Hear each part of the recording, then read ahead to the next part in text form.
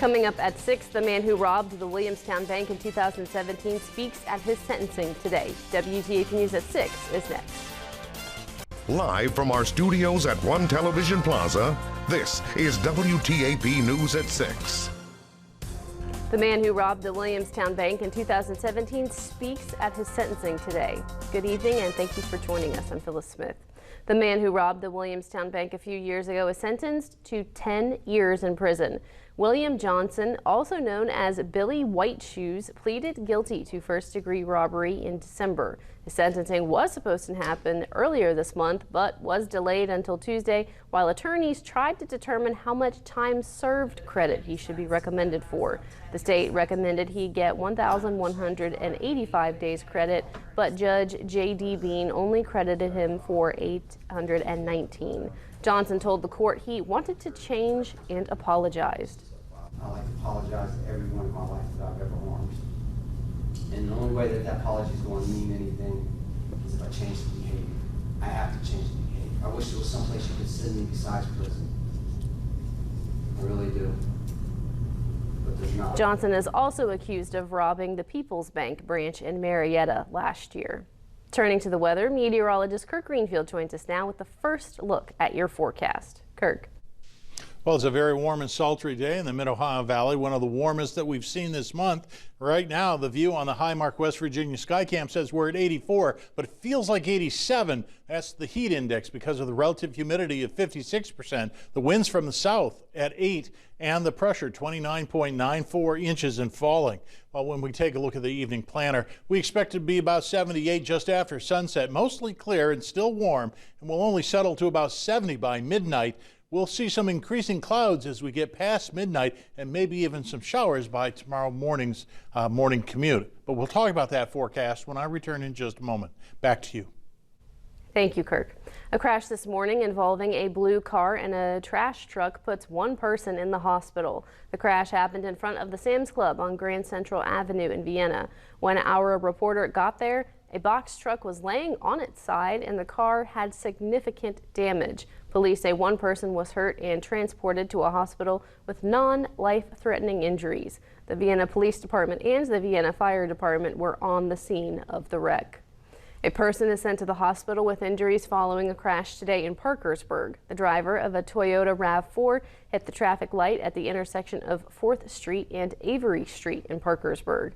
The crash happened after the driver of a Jeep Wrangler veered left of center and hit the driver of the RAV4. The driver of the RAV4 was sent to a hospital with non-life-threatening injuries. The driver of the Jeep is at fault for improper signaling but is not hurt. The Parkersburg Police and Fire Departments were at the scene of the crash and are still investigating.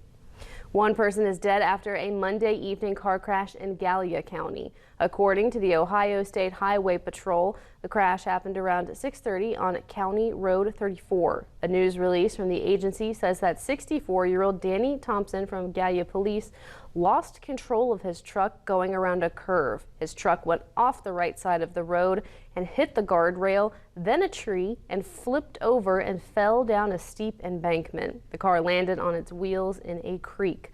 The Highway Patrol says Thompson was not wearing a seatbelt and died at the scene. The road was closed for about 4 hours because of the crash.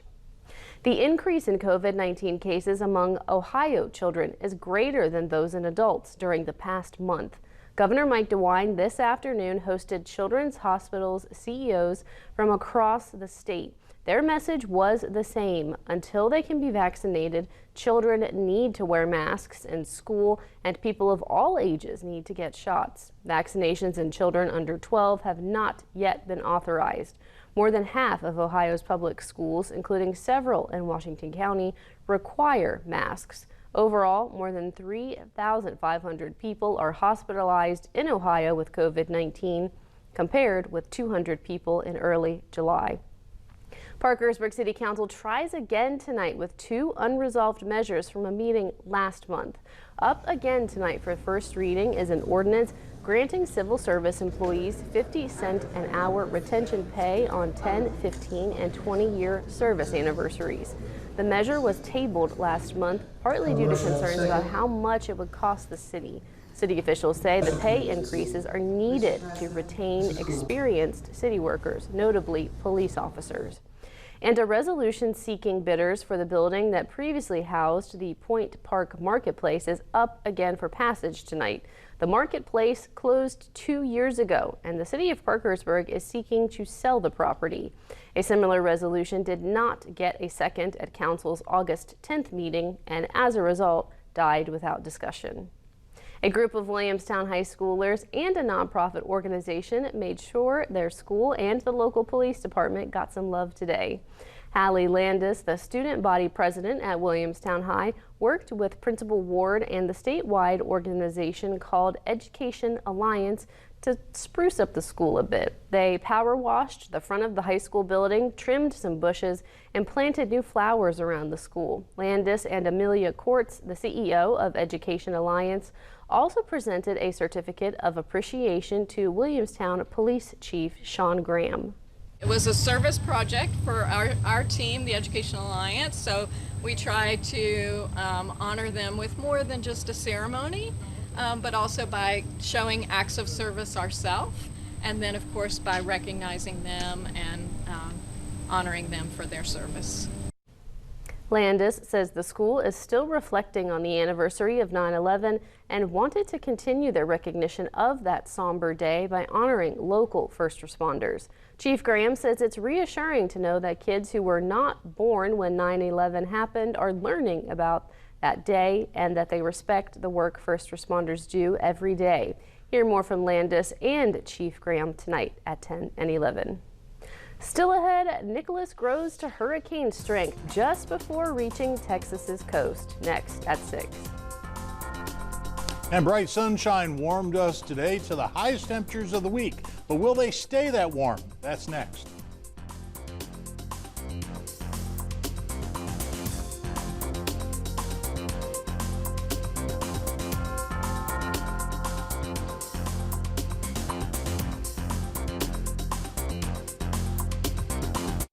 You're watching WTAP News at 6 with Phyllis Smith, Kirk Greenfield with your pinpoint weather forecast, and Ryan Wilson with sports.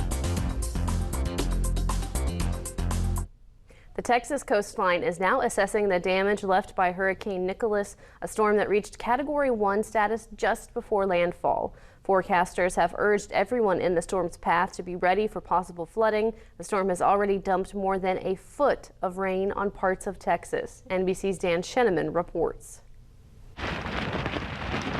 Nicholas grew to hurricane strength just before it reached the Texas coastline, punishing winds in some 14 inches of rain in some areas. You got a picture about 3 feet of water just coming through and taking everything out. Shortly after landfall, Nicholas lost strength, but had enough punch to do some damage. At this time, our biggest challenge is power. We are reporting that about 33% of the counties without power. We have crews from all 3 of the power providers here working right now, doing their best to get that restored as quickly as possible. Forecasters said the primary threat from Nicholas is rain and flooding. We got 3 feet of water in here, which fried all of our equipment and is going to shut us down for probably about a week. Heavy rain, a big concern in Louisiana, a state still recovering from Hurricane Ida and now bracing for a visit from Nicholas. Dan Scheneman, NBC News. Let's go to Kirk Greenfield for another look at the forecast. Kirk? Well, hopefully the hurricane and its effects will remain along the Gulf Coast, although we are seeing some moisture and some pre-warmed air, so to speak, in the Mid-Ohio Valley. It's not quite the same thing. Let's take a look at our radar satellite composite. And again, no serious echoes at this point, hardly any clouds. It's all percolating to the north of I-70, just at the top of your screen. Nothing in our home viewing counties of note. So when we take a look at the view here in Marietta, look at that beautiful sky, almost a calm river, still a stern wheel, 1 or 2 along the levee here as people wrap up after the Stern Wheel Festival. 84 right now, it feels like 87. The dew point is 67, relative humidity 56%, winds out of the south at 8, and the pressure 29.94 inches and falling. Golden sunshine there. The allergy alert says pollen levels in the medium category expected to be washed down by some of the showers over the next 2 days, but plantain, nettles, and ragweed are in the mix. The local temperatures, 87 up in Columbus is warmest of all, 85 at Charleston and Huntington and Athens, not far behind. We're at 84, same for Zanesville. Winds from the south, 7 to 8 miles per hour. That's just enough to keep the temperatures climbing and buoyed up with clear skies and bright sunshine. That accounts for the warmth and the heat that we're dealing with. Regional heat index, when you factor in the humidity as well, just add a couple more degrees. Now, last hour, we were seeing several 90s on board here from Athens up in Columbus as well. It's knocked off just a degree or two as we're starting to cool off for the evening hours. Radar echoes nothing in our area, but when we go down to the Gulf Coast, yeah, here it is, the former hurricane soaking the Gulf Coast. Not expected to really affect our weather, but some of this moisture is working its way up the Mississippi River Valley and will generally increase our humidity level. Although the storm is not tracking here, our next weather maker is going to be that line of showers draped, that cold front draped across Michigan, that very slow moving front that when it gets here may trigger some storms, possibly some severe storms in Ohio. We're stopping about 4:30 in the morning when we see a few showers here and maybe another round in the early afternoon, but it's in the evening, pow, where we think the real punch will come through. We're not expecting severe storms here, but the potential is there. When we take a look at future casts into Thursday, things are breaking up and improving. So here's the convective outlook. Again, we're in the thunderstorm range. When we take a look at tonight, 67, few storms developing after midnight as we get into tomorrow, 77 with rain and storms, again, as we discussed. So we've got the caution light on. As we go through the weekend, the temperatures rebound and come back. And it certainly looks like Friday, Football Friday, is going to be a dry affair. So we've turned on the fair weather light for that. Tonight's winner for the Sketch of the Outdoors contest, sponsored by People's Bank, is Melted Land by Gwyneth Flynn, age 10, from Parkersburg. If you'd like to enter the daily contest, submit your digital copy of your child's outdoor artwork on our WTAP webpage. Look for the entry Sketch of the Outdoors and follow the directions to upload and enter. A new winner is drawn each weekday and presented at both 6 and 11 p.m. newscasts. Phyllis? Thank you, Kirk. Still ahead, a special guest comes to speak in an assembly for Fort Fry today. That story is next at 6. A special guest comes to speak at an assembly for Fort Fry today. Laura Bowen met this speaker at the local school he once attended. Laura. That special guest is Dan Hughes, who went on to coach WNBA basketball and helped lead Team USA to the Olympics. For Dan Hughes, Fort Fry is where it all started. In fact, it was a Fort Fry high school basketball team that inspired him to coach. He says he was only 7, watching the team make the state championships when the dream began. He hopes students at the assembly see themselves in him as a kid who grew up in Lowell, Ohio. I want them to understand that they can find what they're looking for growing up right here. Because luckily, it may take a while, but they can find all their dreams, they can find all their aspirations right here in this community and growing up right here. It's kind of crazy, to see, since Fort Fry is such a small town and everything, that, someone from around here can go to that high of a level in something that they're so interested and passionate about. Hughes said plenty of people helped him through his school years, and now he hopes he can do that for the next generation. One of the biggest lessons he's learned from his career that he shared with students is to embrace the grind. Hughes says now that he enters retirement, he wants to give back, and what better place than the school that it all started at? Back to you. Thanks, Laura. Coming up in sports, the West Virginia Mountaineers got their first win last week, but they are facing a tough challenge against a ranked opponent this week.